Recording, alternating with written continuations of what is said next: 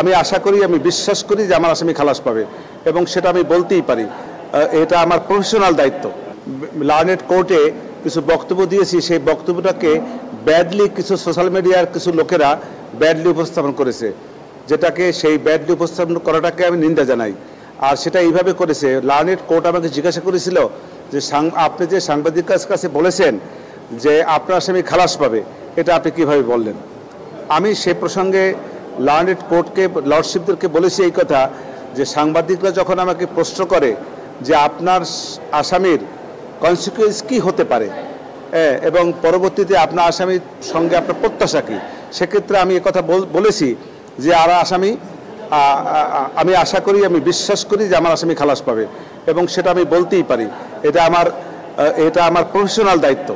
সেইখান থেকে সেই কথাটাকে বলেছি আমি। তখন আরও একটি কথা বলেছি যে লার্নেড কোর্টে আরেকটা কথা বলেছি যে লার্নেড কোর্টে যদি আমি বলি যে আমার আসামি খালাস পাবে না, সেটা কি সঠিক হবে? সেটাকে আমি বলতে পারি?